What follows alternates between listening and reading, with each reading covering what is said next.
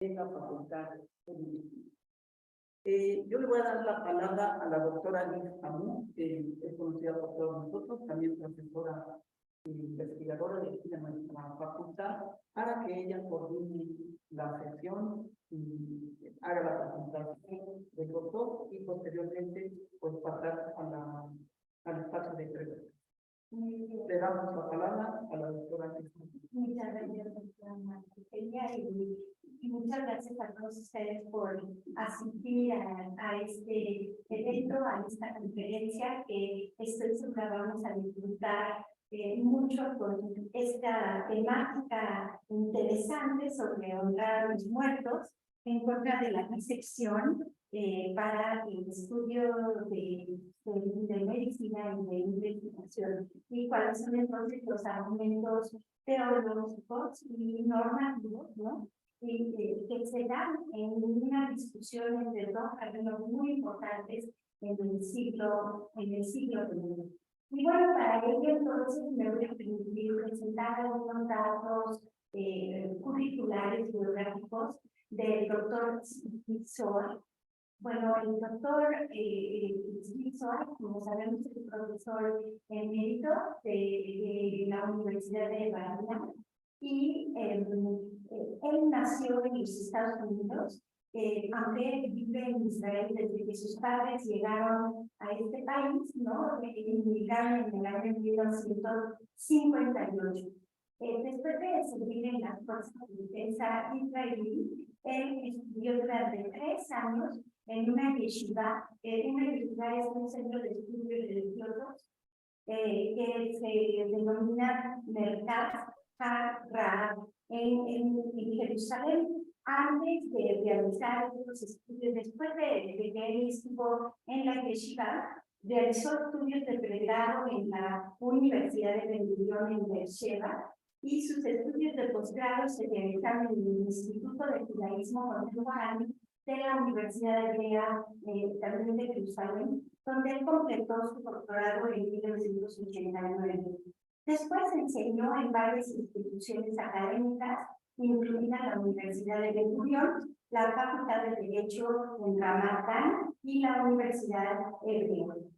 Posteriormente, Zohar fue nombrado profesor Chauncey Stillman de Derecho y Ética Separaí en la Universidad de Barilán, donde aún trabaja, ¿no? En donde aún se desempeña en esta línea de investigación, y ahí también enseñó en la Facultad de Derecho y en la de Estudios Judíos, hasta que se le otorgó el estatus de profesor emérito en octubre del 2017. Y ha estado asociado durante muchos años con el Instituto Shalom Hartman en Jerusalén, donde fue nombrado Senior Fellow en el Centro de Investigación Zohar y para el pensamiento judío contemporáneo. Él está interesado en todos los aspectos de la vida del pensamiento judío, especialmente en los tiempos modernos.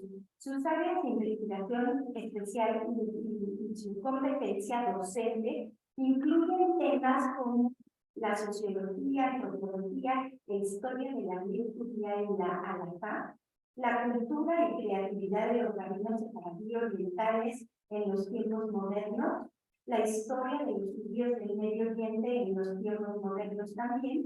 Y bueno, en el otoño del 2020, la Fundación de Ciencias de Israel le otorgó una subvención de 4 años aún vigente para investigar el tema de la creatividad separadí analítica en Israel. Su libro, en inglés, Rabbinic Creativity in the Modern Middle East, fue publicado por Bloomsbury Academic Press en el año 2013. Actualmente él está trabajando en un libro en inglés que examina y analiza variedades de posiciones sobre view, que quiere decir conversión, defendidas por rabinos separadíes en los tiempos modernos. Él ha publicado más de 90 artículos académicos en hebreo, inglés, francés y alemán. Ojalá que algún día tenga alguna publicación en español también que podamos leer. Igualmente, y varios volúmenes editados, además de estudios extensos, la mayoría de ellos en hebreo, ¿no?, que incluyen temas como el de tradición y cambio, sobre la respuesta, por ejemplo, de los rabinos egipcios, siglos, durante la modernidad. Otro tema es el conversión e identidad judía. Este es en coautoría con Asli Sagui y del Instituto Shalom Hartman, como habíamos dicho. Otro tema que también aborda es el de la identidad y la desviación, un análisis de las posiciones halásticas frente a los protagonistas del sábado, desde los tiempos talmúdicos hasta el presente, que también resulta interesante. Un cuarto tema, podríamos hablar de la cara luminosa del estudios en el pensamiento legal y religioso de los rabinos separatistas del Medio Oriente. Un quinto tema es el drama sociocultural en Alepo en el periodo del mandato francés. Esto es al principio, en la primera mitad del siglo XX en Jerusalén. Un sexto tema podríamos referirnos a la transformación de la identidad, ¿no? Un análisis de la halakha, que es la ley judía, construcciones de conversión al judaísmo y su significado desde los tiempos talmúdicos hasta el presente, que también está ahí. El tema de la conversión ha sido sin duda un tema recurrente en la obra de Zohar. Y bueno, ha escrito al respecto, ¿no? Ha analizado la respuesta que tiene que ver con las cartas también que se mandaban de los rabinos durante mucho tiempo y que constituye sin duda una fuente importante de información sobre la cultura de diferentes épocas que están ahí. En fin, que pues realmente es un gran honor recibir al profesor Zohar aquí en México. Es un gran profesor con un reconocimiento nacional e internacional importante y pues es un privilegio tenerlo aquí. Entonces, pues a continuación le damos la palabra al doctor Zohar para que diserte sobre este tema de honrar a los muertos versus la disección. En fin, muchas gracias, doctor Zui, y adelante con su plática. You can perhaps give this. Puedo repartir las hojas, que es lo que se va a proyectar también en el...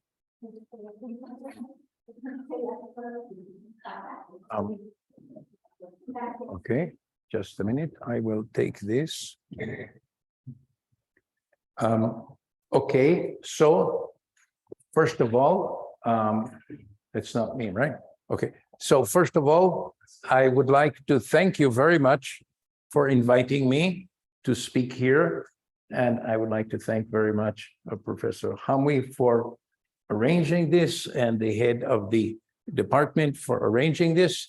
And I apologize. It's a great honor for me to be here.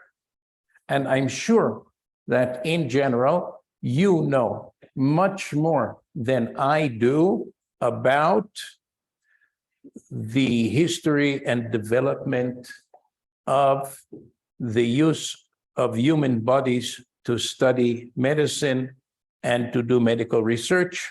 That's not my field. My interest comes from the direction of the history and development of Jewish law or Jewish tradition about this topic. And I would like to begin my talk. First of all, I also have to apologize that I am not speaking in Spanish. When I grow up, I will learn Spanish, but now I do not yet know Spanish, so I will have to speak in English. And so what I will do first is to present a brief understanding of what is the background to this discussion from a historical perspective, and then we will get to the discussion that happened about 90 years ago between two great rabbis in the land of Israel, which at that time was the Palestine Mandate of Great Britain. And two great rabbis there had a difference of opinion about this topic. Okay, so we begin in the beginning, in the first book of the Bible, and it says, God created the human in his image. In the image of God, he created him. Male and female, he created them. So the idea that the human being is in the image of God is at the foundation myth of the Hebrew Bible. But what does this mean, that the human being is in the image of God? This is a deep philosophical and theological question, which over time, different people and different thinkers had different opinions. If you read the Bible, you will see that frequently God is described as looking with his eyes. He gets angry in a certain place.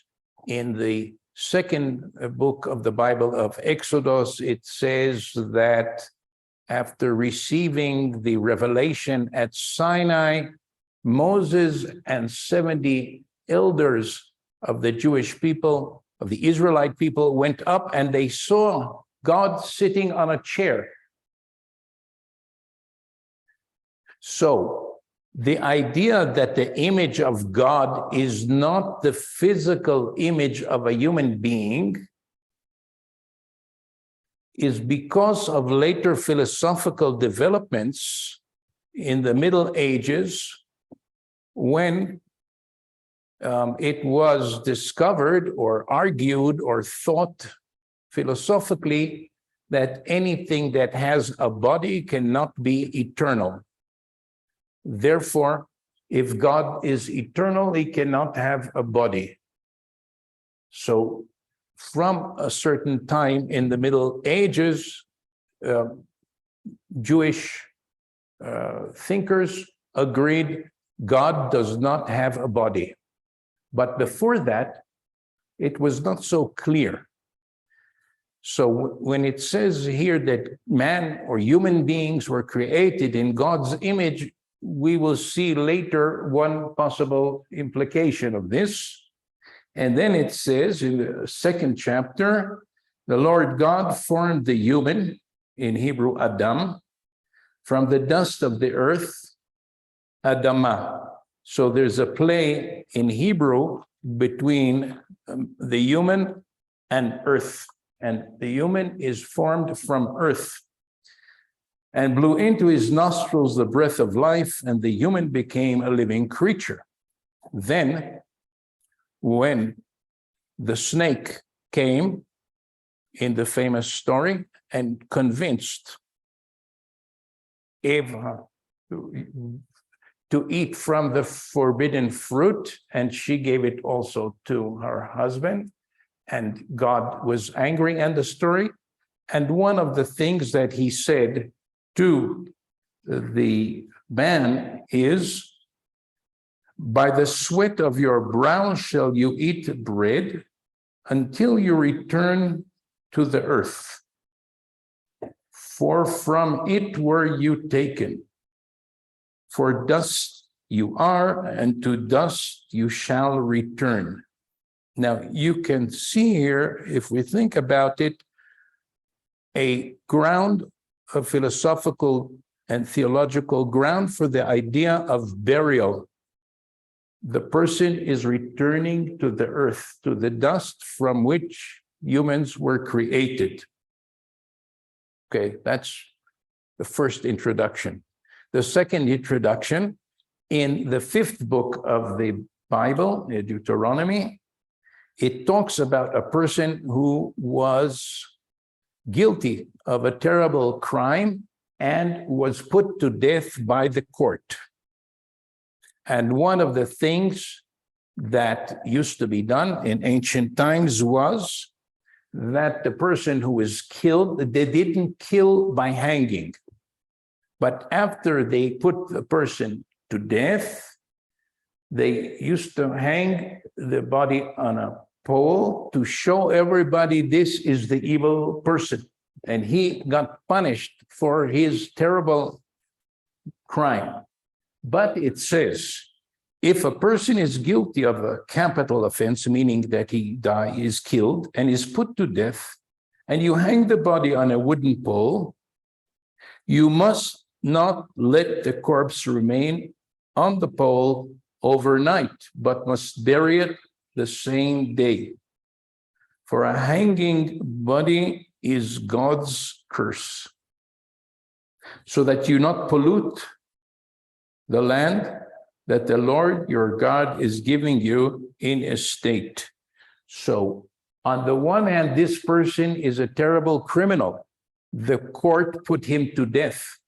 But on the other hand, we are not allowed to have his body on display overnight.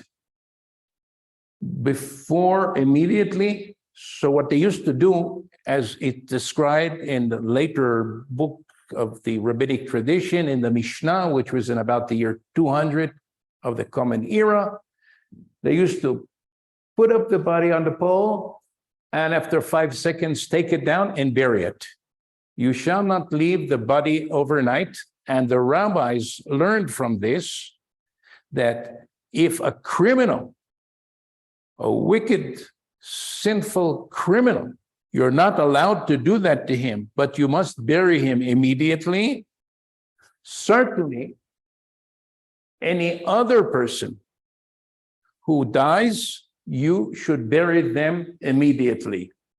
So the idea of burying immediately is found even with regard to the worst criminal, and from this, certainly for every other person.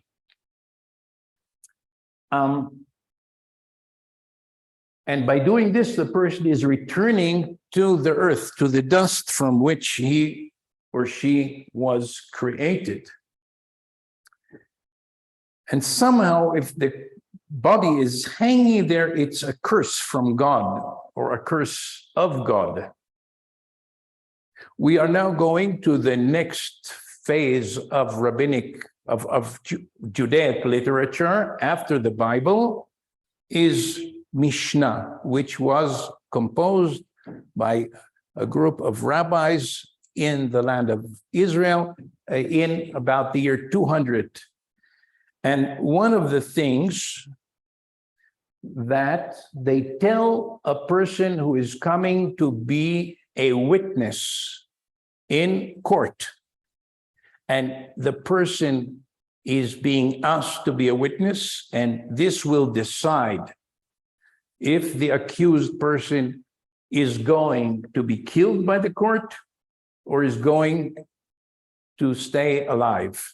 And they tell the person, before you speak, think carefully about the tremendous value of every human life.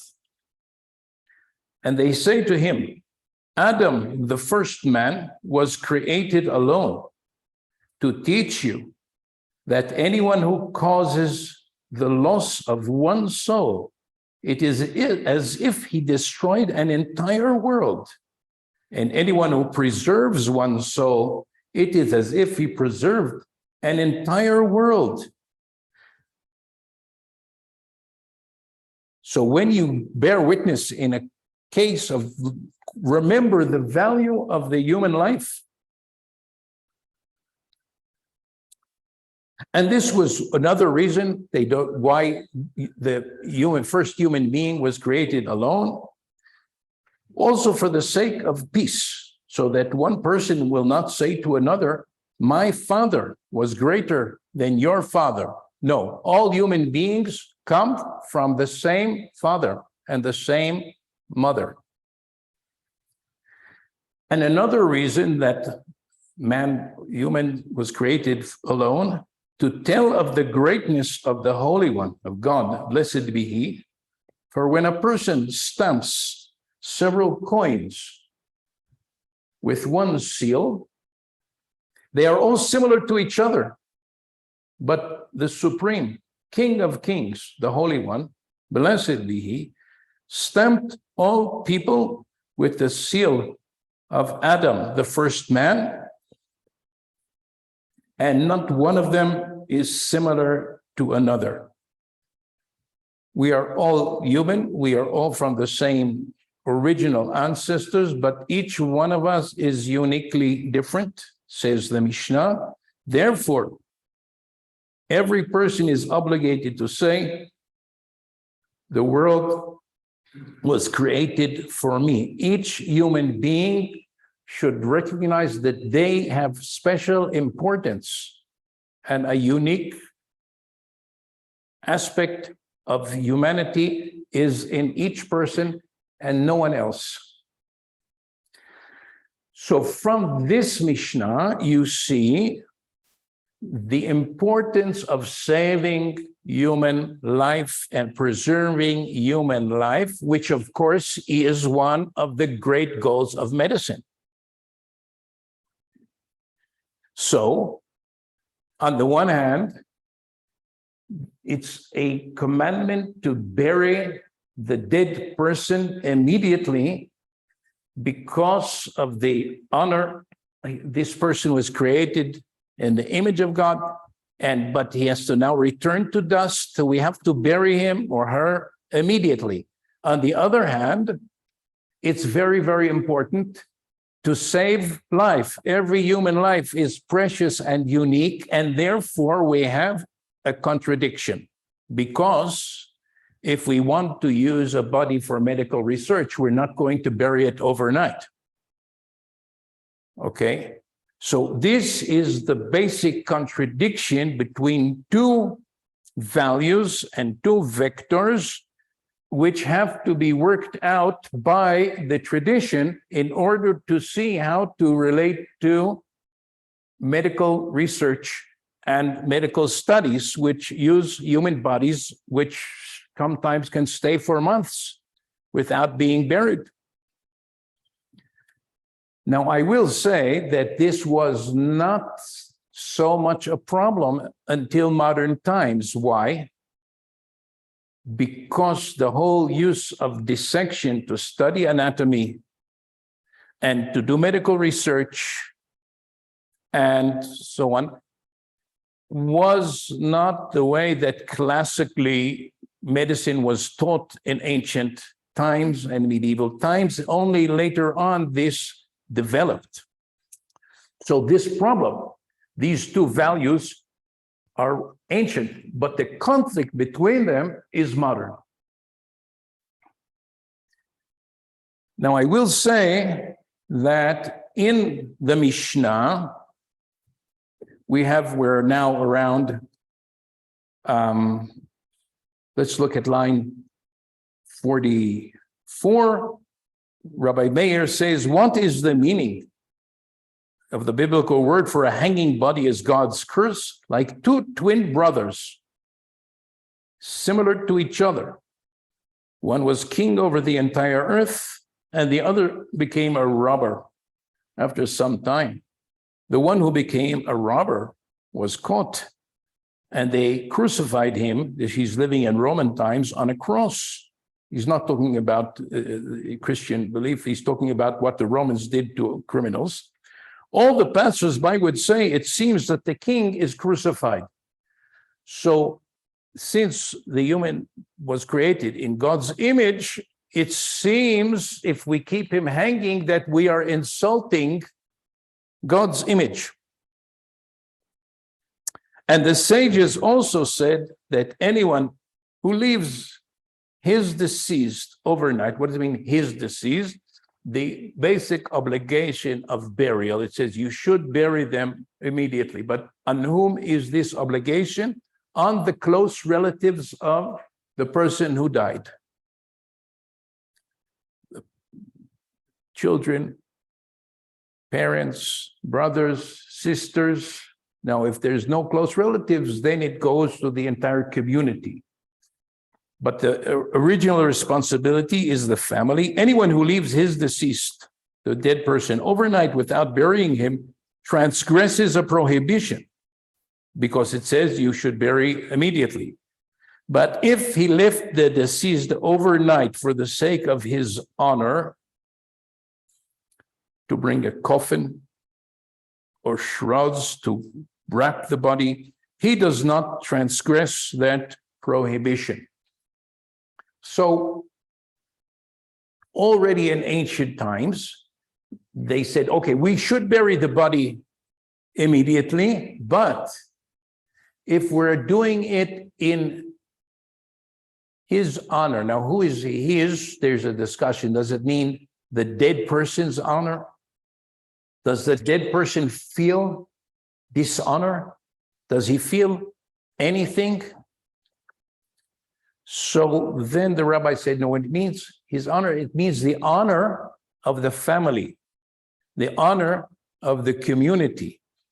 So actually, how we behave towards the dead person is a way in which we honor humanity. Because we, as live human beings, honor humanity by treating the dead with respect and in a proper way.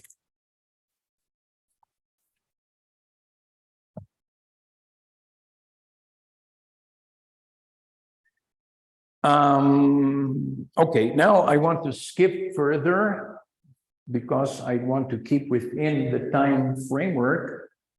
Okay, I want to skip now to line 66. Okay, so let's say line 64, it says, anyone acting for the honor of the living is not performing debasement, insult, or destroyal of the dead. And then it says in Tosefta, which is another rabbinic work at the time, or also around the 2nd century, the mitzvot, the commandments, were given to Israel, to the people of Israel, to live by them. As it is written in the 3rd book of the Bible, God says, keep my statutes and my laws, that a person shall do, and live by them. Live by them and not die by them. We don't want, it's not right that observance and commitment to the commandments should cause death. Okay, so saving of life overrides everything. Well, it turns out not completely everything. There are 3 things. Let's say if somebody, a very clear example, if somebody says, come to me, and they said, he's a criminal. He says, look at that person over there, that's Pedro. You go kill him. So I said, why should I kill Pedro? I have nothing to do with Pedro. He says, no, I'm telling you to go kill Pedro. And if you don't, I'm going to kill you. So the proper answer, according to rabbinic tradition, is you cannot know that your blood is redder than the blood of Pedro. No person can know that their life is more important than the life of someone else. So you have to refuse. And you have to say, I will not kill Pedro. You can do to me whatever, but I'm not going to do that because not everything I can do to save my own life. But mostly, yes. The famous example of a very important mitzvah, very important commandment that people should put aside in order to save lives is Shabbat. Shabbat, the 7th day, is a day of rest, a day in which Jewish people are not supposed to do any work of any kind. And about the year 160 something BC, the enemies of the Jewish people discovered this, and they came and they attacked people on Shabbat. And the people said, we can't do anything. And they were killed. And then the rabbis thought about it and they said, no, to save your life, you can fight back. You don't have to be killed on Shabbat. And they generalized this. Shabbat is less important than saving human life. And until today, that's a very clear principle that anything that a Jewish person would not do on Shabbat ever, but if there is, say, danger to life, or even a slight possible that someone we know, or we heard a big explosion there, maybe nothing happened, maybe nobody got hurt. No, go there and check, because you might be able to save a life. And here is an example that's connected to the topic that we are talking about on line number 79. When a woman dies while in labor, she's giving birth. A pregnant woman is giving birth, and she dies in childbirth. As you know, until very recently, this was probably the most common source of death for women in their childbearing years. Many, many women died in childbirth. What should we do? A knife should be brought on the Shabbat, and the woman's belly cut open, and the fetus removed, for perhaps it will still be alive. Now, this fetus was never alive, outside, breathing air. And to cut open the woman's belly is an insult to the body, right? It's desecration, a dishonor of the body. But in order to possibly save that, perhaps we can save the child, that's what we do even on Shabbat. For Shabbat laws should be violated even when there is only a doubt that this may save a life. Even in such instance when we have no definite presumption that the fetus is alive, we didn't check the fetus, we have no way of knowing if it's still alive or not until we take it out. But we should on Shabbat do all of this, including to dishonor the woman's body in order to save possibly the child. Okay, now we move ahead, we can go up. Let's see, we can get to, let's go to the next page, 105. Okay. Sometime around the end of the 18th century, 1790 or something like that, a great rabbi, the chief rabbi of Prague, this is not this rabbi yet, was asked about the following question that was sent to him from London. A Jewish man had a problem in his gallbladder, and the doctors performed an operation, and the operation failed, and the patient died. The doctors want to do a dissection of this person's body to see if perhaps they, by studying what failed in the operation, they will be able to discover how to do the operation better in the future. And Rabbi Landa said, oh no, it's very important not to bury the body immediately and so on. And he says, look, if we did have another person with this sickness here before us, and we knew that possibly his life or her life we could save by the dissection, we would say yes, do it. But we don't have any such person before us now. We can't do a dissection in the hope or the possibility that sometimes, somewhere in the future that we don't know about, this will happen. So it's not enough. Secondly, he said, and this was true at that time, nobody wants to give their body for dissection. Where do medical schools get the bodies from? From dead criminals or people that died without any relatives and nobody is burying them and they're lying in the morgue? That's where the medical schools get their bodies for dissection and for research. And if we Jewish people will now say that we allow to carry out easily dissection on dead bodies, everybody will go and they'll take all the Jewish bodies because we'll be the only ones that are permitting this. So he said, no, we won't allow the dissection for the future possible study of maybe somebody will have that sickness and what to do. If we had somebody now before us, okay. Okay, we're jumping fast forward to the early 1930s.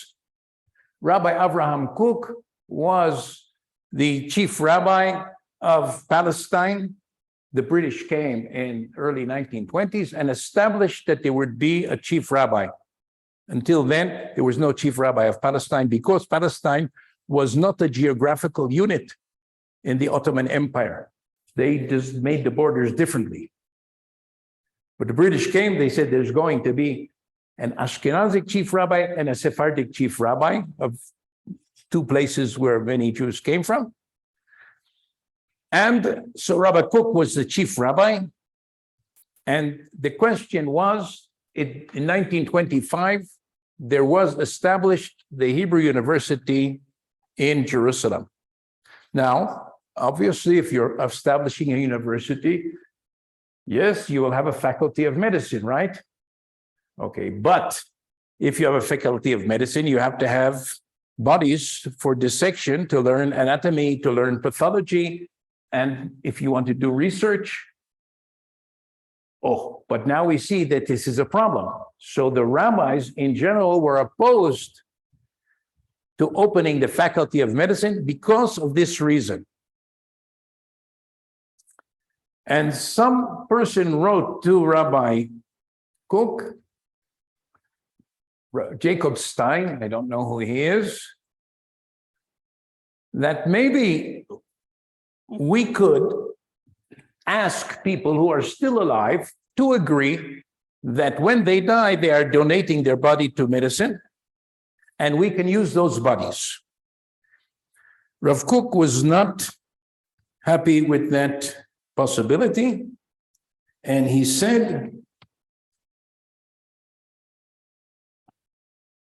in line 111, in my opinion, the prohibition to disfigure a dead body is a prohibition that is special to Israelites, meaning to the Jewish people.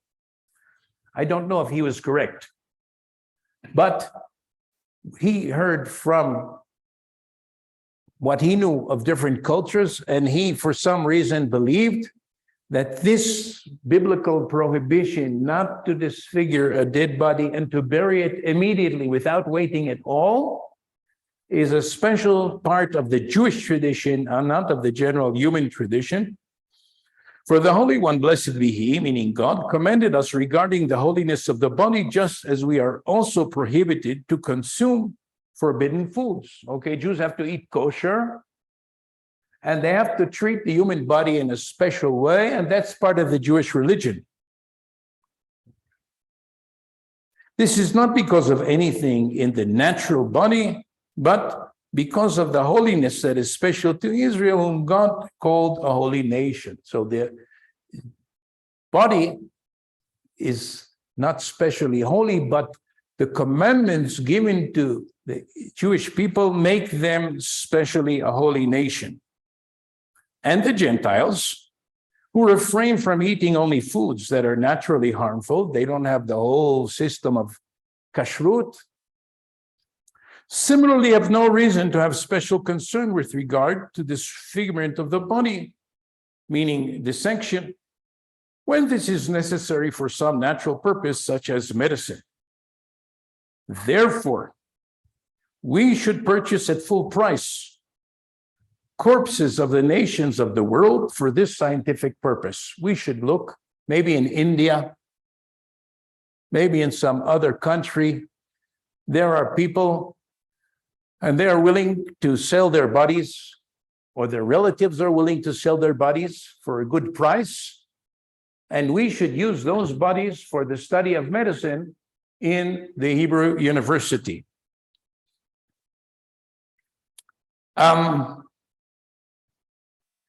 Okay. Some people said I shouldn't teach this, but I'm teaching it anyway, because you'll see that Rabbi Uziel disagrees.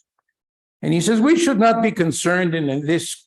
Maybe this will cause Gentiles hatred. If the non-Jews learn that the Jewish people are using only bodies from India, maybe this will cause them to hate the Jews, right? No, the upright among them can understand that this people that were chosen to bring to the world the holy light of knowledge of the true God, monotheism, and because of this suffers untold suffering, like in this building several hundred years ago, is also worthy to some privilege of holiness. The Jews have suffered enough because of their beliefs, and if, on the other hand, they can benefit by not having their own bodies dissected, this is a privilege that should be given to them. And those of them who are spoiled, who hate the Jews, will not stop to slander and insult us, even if we take a deceased Jew for dissection. And the suggestion that Jews should sell or donate their bodies to be used after they're deceased when they die is not a viable option. We can't follow that, for the prohibition of disfiguring a corpse comes from God's image that is in man, as we saw earlier. That is especially manifest in the Israelite people. And who is the human that can permit God's portion? In other words, here, I am willing to donate my body to science after I die. But my body, according to Rav Kook, does not belong only to me. It belongs also to God, in whose image I was created, and therefore, nobody can give agreement from the side of God to have this dissection. Now, when you think about this, or when I think about it, there's a lot of problems in this approach. And also, in the last passage that we read, there's a problem about Rabbi Kook's image of God, because he thinks that if God, the person donated his body to science, but God says, no, I can't do that. Why? Because this person was created in my image, right? That's his idea of what God's response will be. But on the other hand,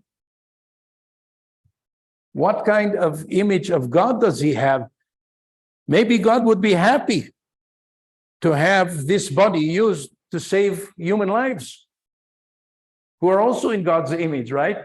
So there's a certain theological background to this position, which ultimately is opposed to the use of Jewish bodies in the study and research of medicine.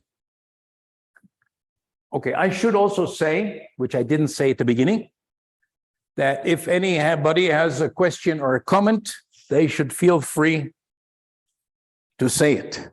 Okay, we can move up and now see Rabbi Uziel. Rabbi Uziel was born in 1880 in the old city of Jerusalem. And at the time that in the early 1930s, he was the chief rabbi of the city of Tel Aviv. Later on, in 1939, he became the Sephardic chief rabbi of the entire Palestine. So in 1948, when the state of Israel began, he was the first Sephardic chief rabbi of the state of Israel. And he says that at the beginning, he knew that this is a big question. The big question was that sometime in 1926, the dean of the Faculty of Medicine in Warsaw, Poland, noticed that there were many, many Jewish students of medicine, but no Jews were donating their body to science. And he suggested that if the Jews would not donate bodies to science, they would not admit Jewish students.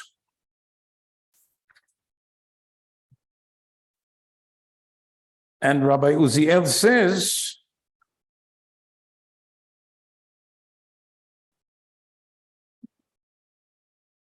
that this is very important, that Jewish people should study medicine and participate in saving human lives. Therefore, we have to find a way to permit the use of Jewish bodies for medical dissection and education and research.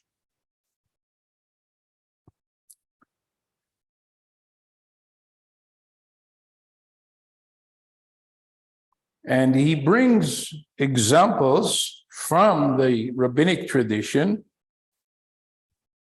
in which, an example which he cites from the Talmud, which was a very large book composed in the year 500 approximately, that there was a young person, a young boy, who his father died. So now the boy inherited from the father. Then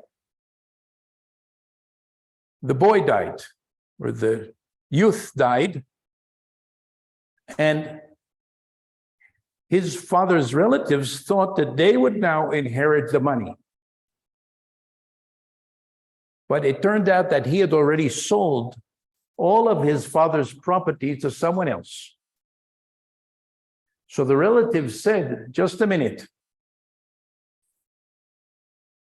We think that this boy was too young legally to be able to sell the property.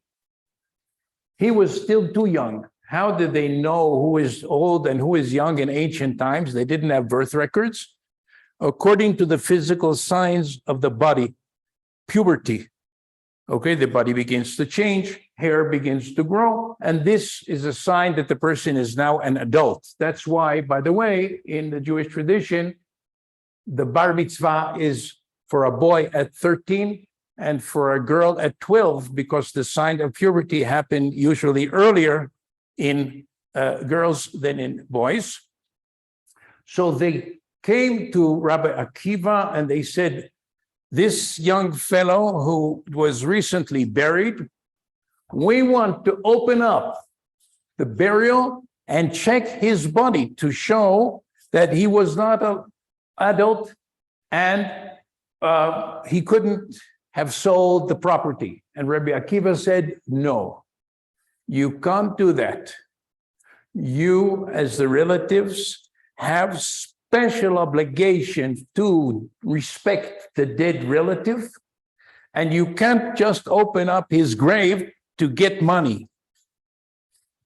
From this, however, we learn that if it was not the relatives and it was some other person who might lose a lot of money, it might be permitted to open up the grave.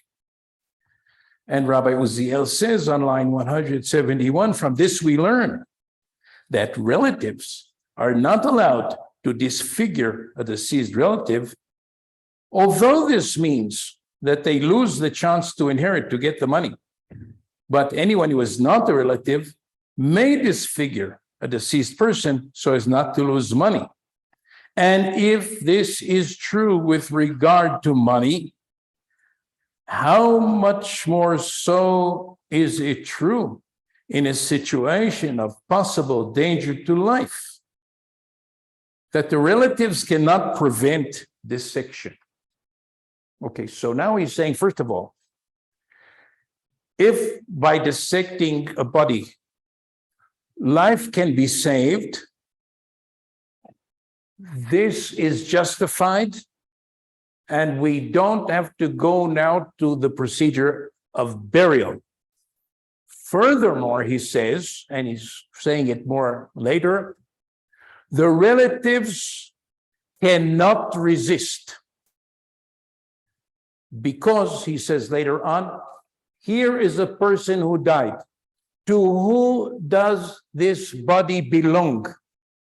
And Rav Uziel says later on, it doesn't belong to anyone. A human body is not monetary value. It's not property. It doesn't belong to anybody. Nobody can sell it. Nobody can buy it. Even the relatives don't own this.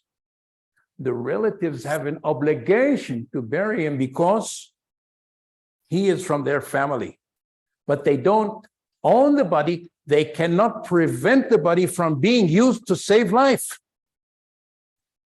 Saving life overrides all of the commandments almost, and certainly if the relatives, they have an obligation to honor their dead relative, but that obligation is not more important than saving human lives.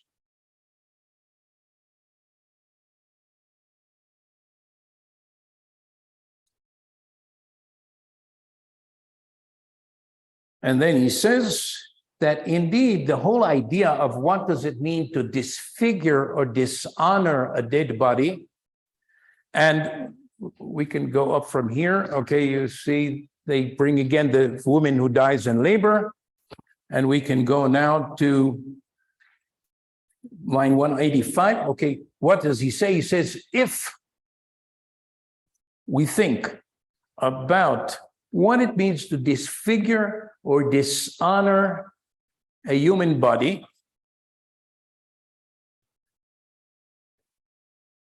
this can only be understood by the context. Perhaps we are doing the same thing to a body.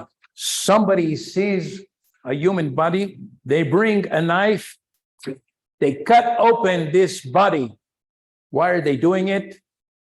To show how they hate this person. They want to destroy this person. They don't want to respect this person. Oh, that is absolutely forbidden. But if now will come a professor of medicine, and he will come and he says, look, students, you want to learn how to save lives, how to be, now I'm going to cut open this body to teach you. That's not being done to dishonor the dead person. This is being done to honor and preserve life. So the same activity can be either a terrible sin or a very good act with a noble purpose. Okay. In our case, he's writing on line 187, when they dissect the deceased to learn the art of healing in order to heal other humans, it is rationally obvious that this is completely permitted. And there is no doubt that all of the great rabbis of the past who were also expert doctors had to check the bodies of dead persons in order to learn and train, and did not consider this disfigurement. Now, of course, he is not acquainted with the history of medicine. Okay, so in the year 1200 or 1100, many important rabbis were also medical doctors, but they didn't have to learn by dissection because that was not the method of learning at that time. But he's projecting it backward. He says, if this great rabbi was a doctor, then they must have been engaged in dissection, and that shows that it's no problem.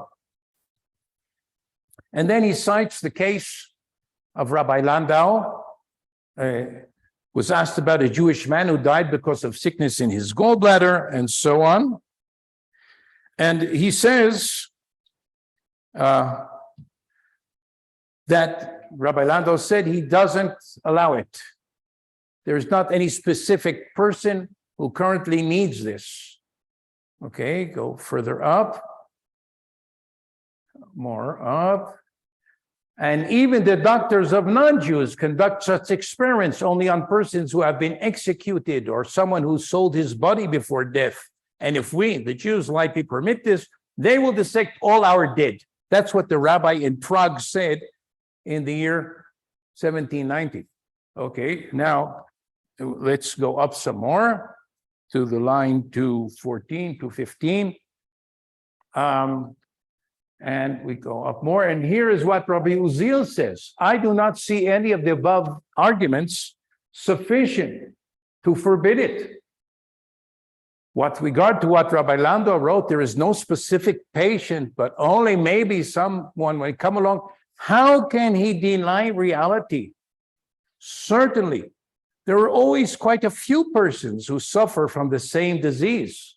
And if we, at this moment, are not aware of any specific person, tomorrow or the day after it will become known to us. And certainly today, when we have instant communication between centers of medicine, then the entire human world is immediately accessible, and there are patients like that who are metaphorically before us. So the reason of Rabbi Landau to deny this is not relevant today. Furthermore, he says, this doesn't mean that we will always have to do anything. He says, but in the case of an autopsy, if it is not considered upon this specific body, he's not talking about now for dissection of teaching, but for learning from medical failures in order to get medical progress. If it is not conducted upon this specific body because of the notion that it is forbidden, it will never be done.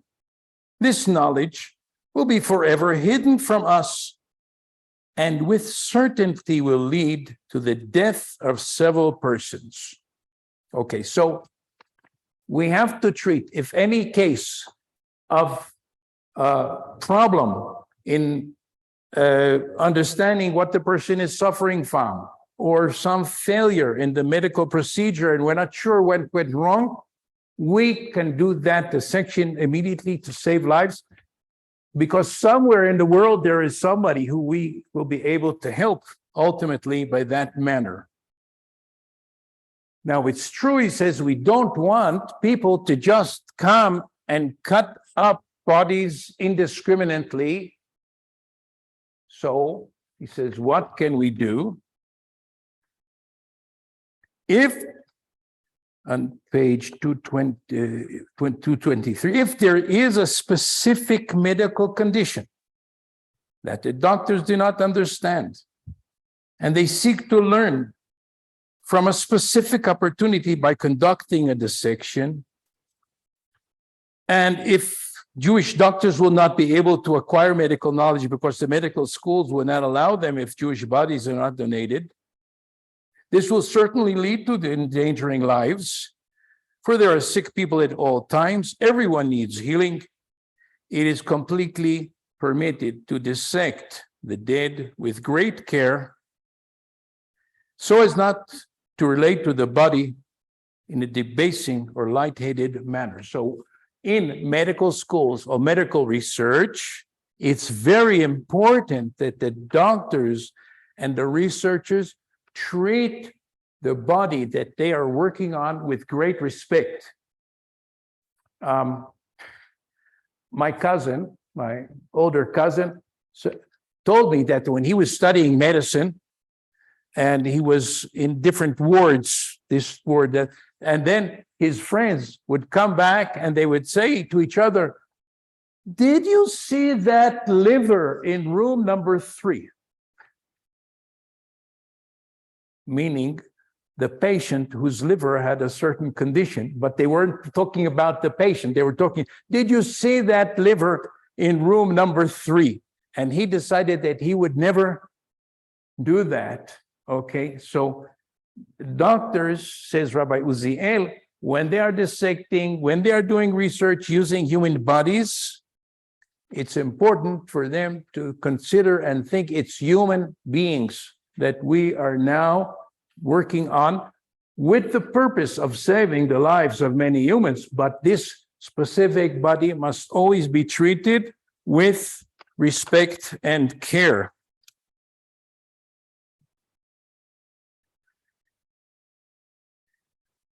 And on line 244, our conclusion is that in situations where there is great life-saving benefit to all humans, we find no grounds to prohibit dissection. To the contrary, there are grounds to permit it. Anyone who knows about the development and broadening of this wisdom, meaning of medical research, and its usefulness, will not doubt the efficacy, the usefulness of this section for even a moment.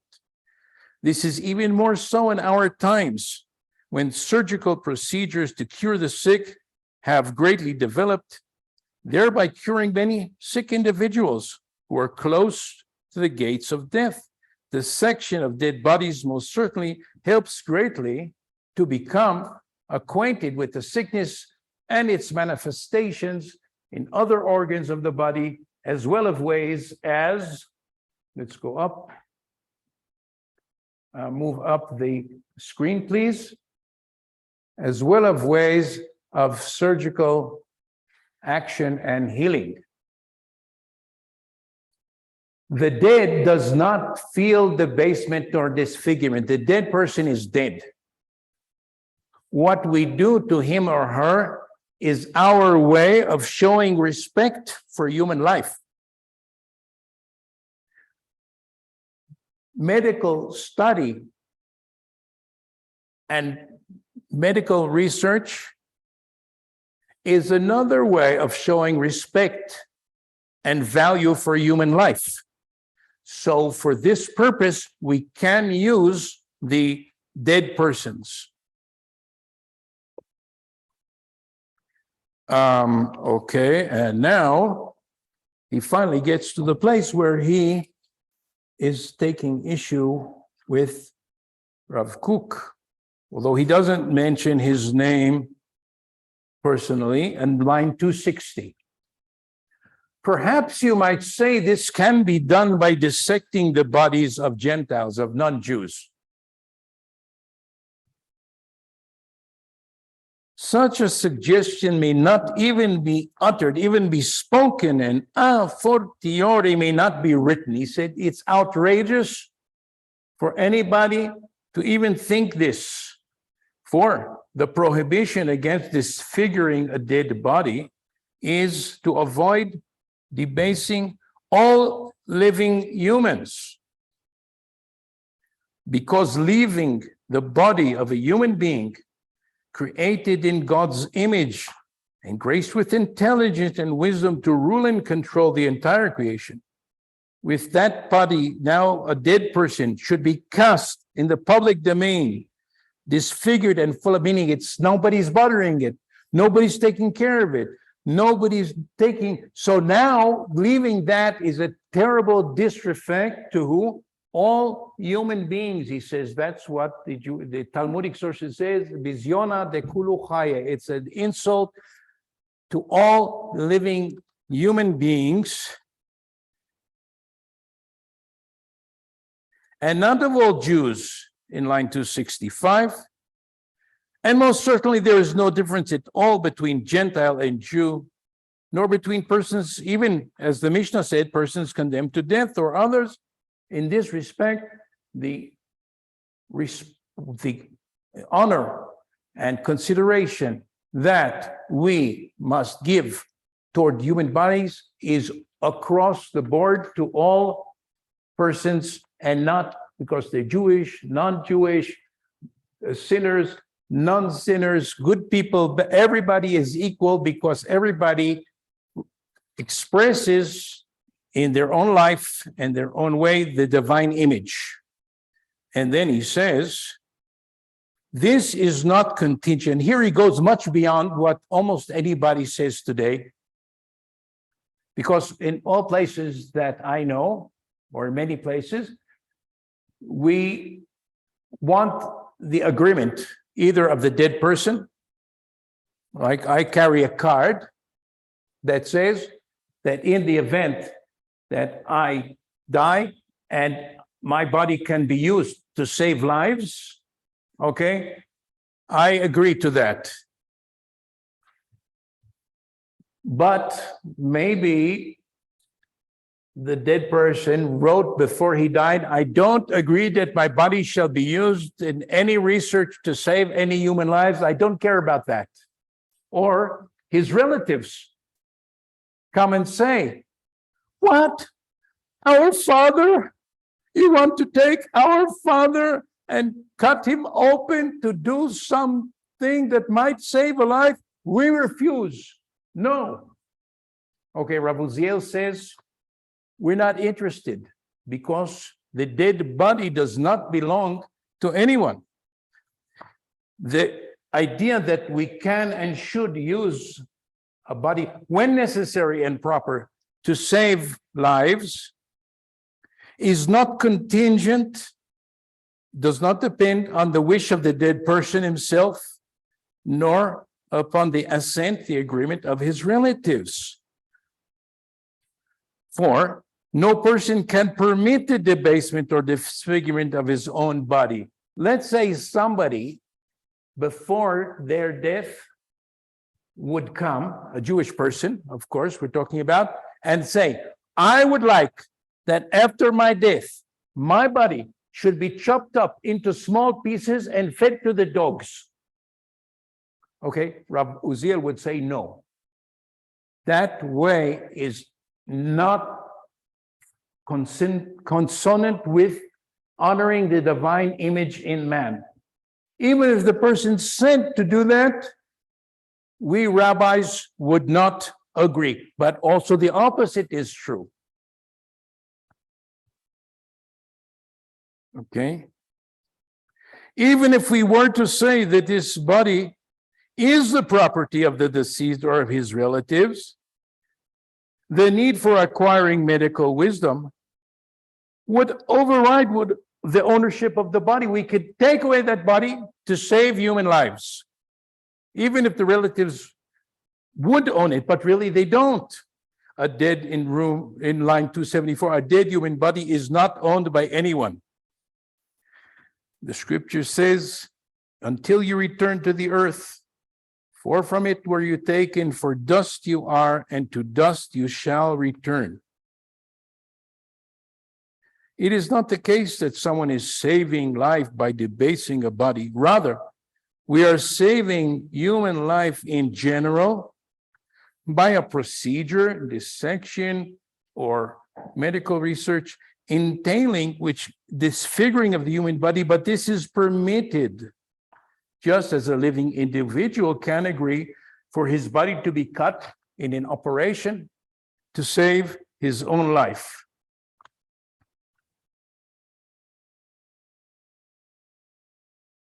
And we'll conclude on line 289. When dissection is permissible, in order to acquire life-saving skills, like in medical school or in research, the operation must be conducted with all due respect, with maintenance of dignity, and with seriousness.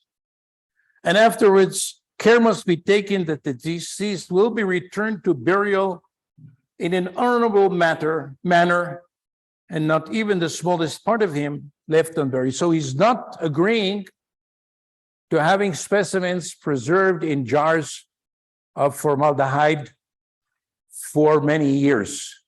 Okay. So, but he is agreeing that any dissection or any action on the dead body that's important and necessary to save lives, either by medical research or by medical training, is a great value that should override the idea of immediate burial. And over the years, this idea has become accepted by more and more rabbis and in medical schools in Israel and in medical research in Israel. Basically, this policy of Rabbi Uziel is followed, but not his idea that the body belongs not to anybody and therefore the relatives cannot resist. Okay, in Israel, you cannot dissect a body, and if the relatives oppose it, sometimes if there is a police case, okay, and the person was killed, or we suspect that he was killed or she was killed, then the police can get the order of a judge to override the objection of the family.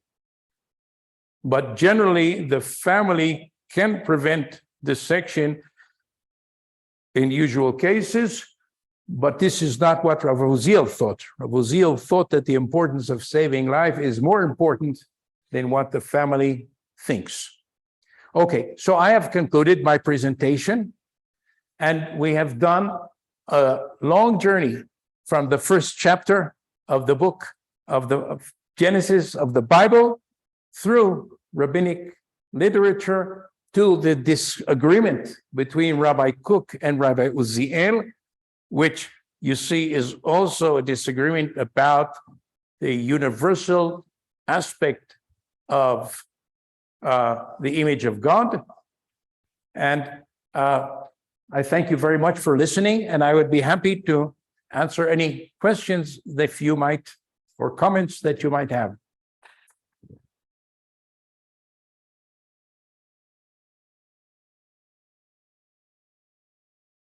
Thank you very much, Professor Zohar. Okay, we could put on the lights, I think. Yes, maybe vamos a prender la luz. It's over here. All right.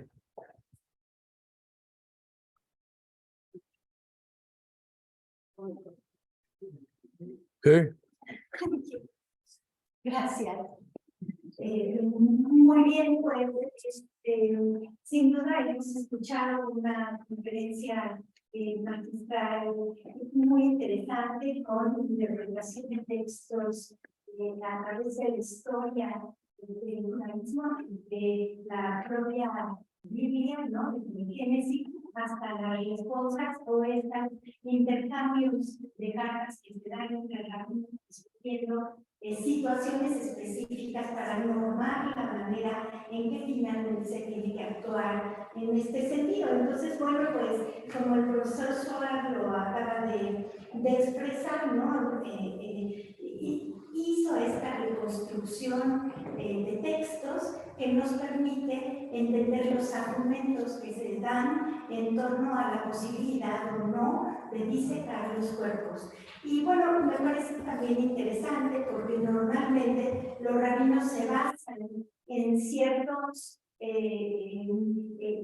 podemos decir, versículos bíblicos para fundamentar sus argumentaciones. Pero lo cierto es que la disección se empezó a utilizar hasta la modernidad, no así durante la antigüedad ni el medievo. Y entonces esto genera nuevos cuestionamientos que los rabinos tienen que discutir y eventualmente tienen que resolver ante situaciones específicas que se van presentando entonces en el transcurso de la historia, en este caso. Entonces, pues las discusiones rabínicas sin duda son muy interesantes para los tiempos.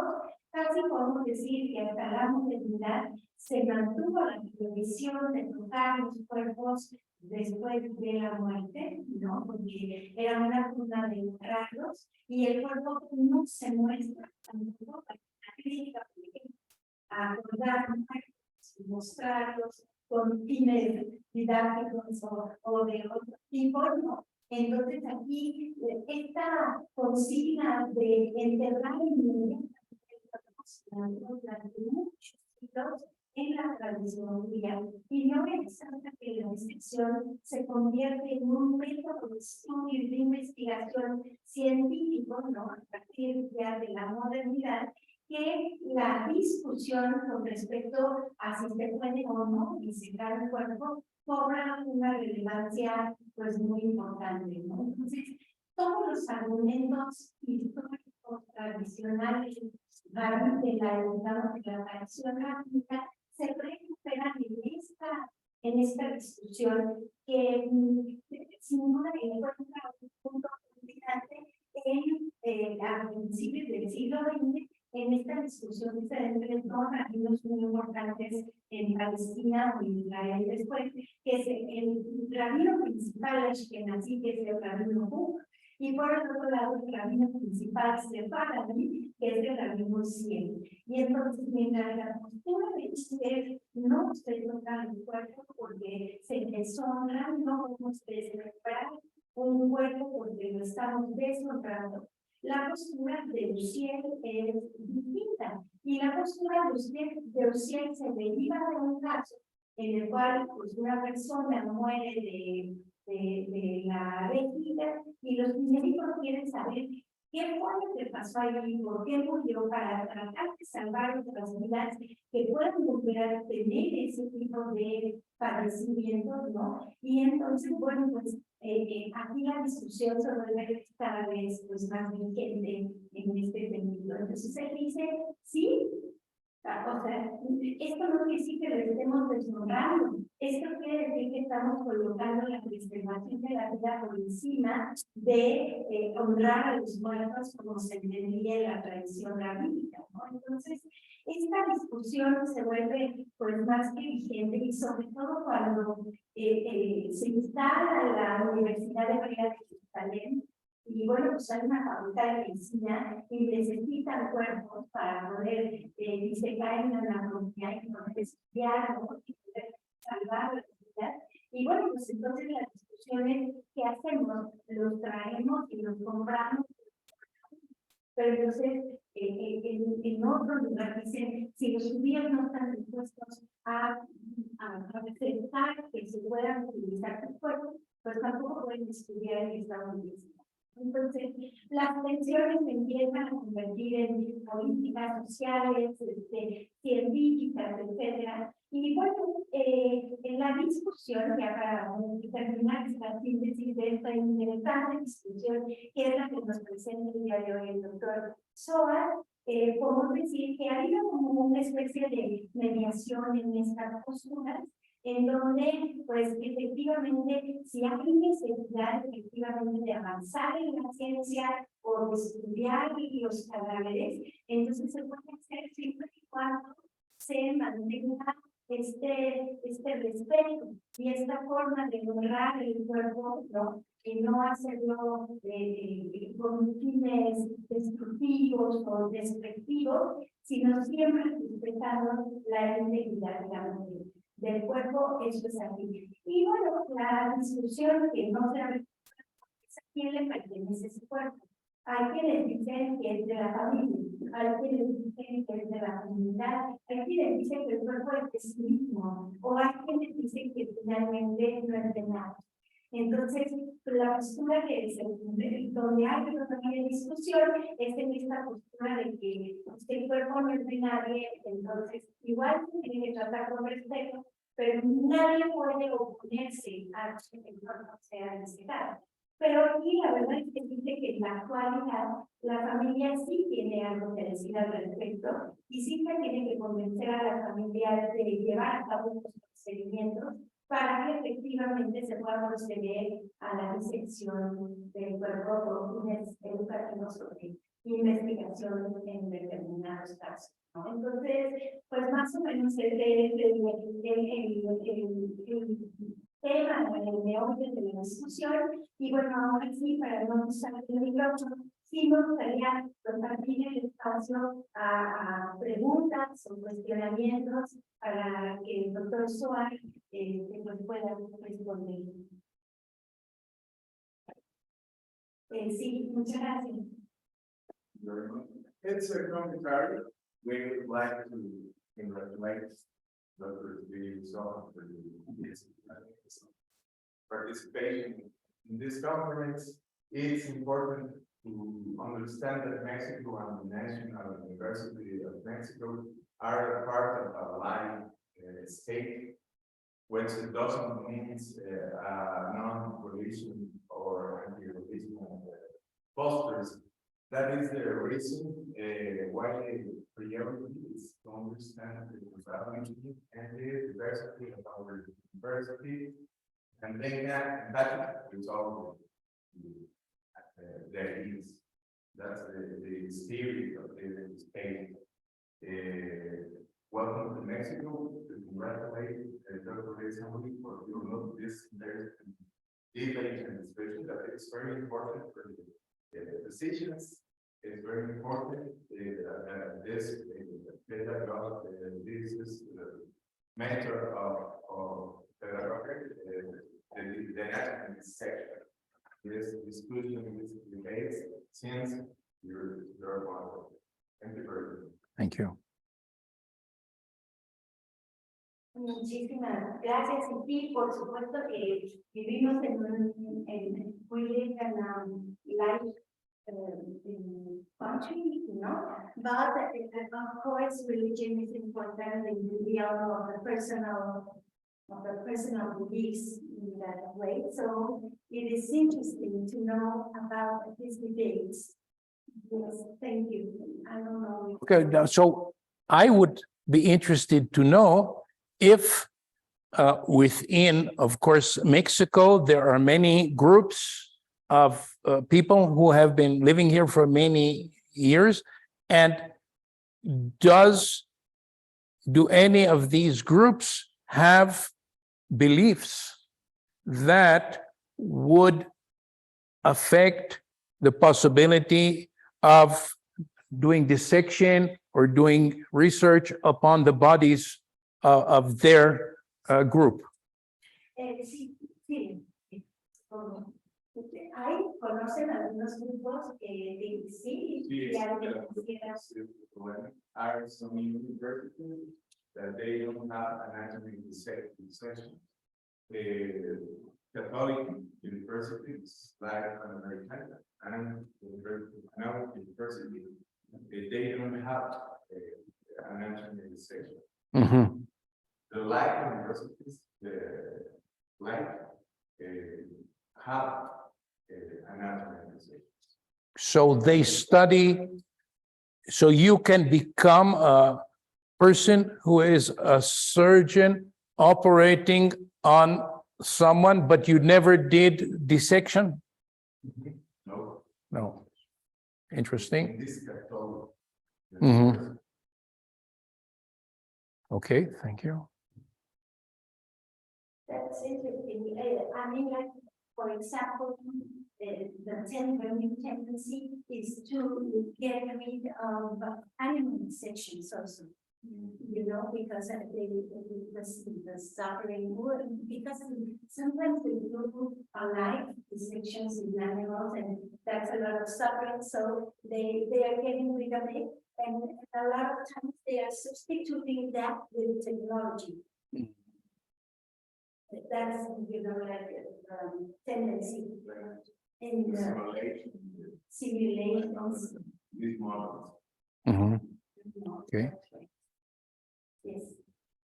Is there any other question?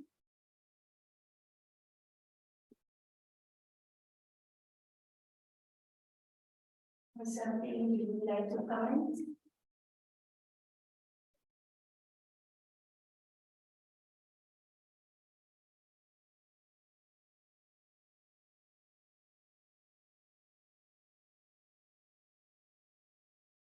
Okay, so I thank you very much for taking this time in the middle of the day when you could be eating lunch to come and participate in this seminar. So thank you very much.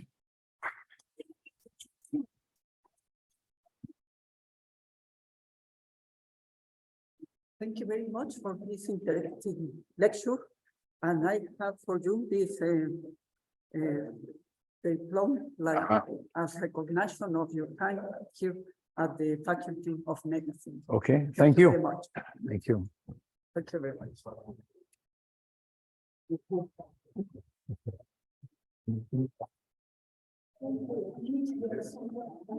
Excuse me, take the picture, please.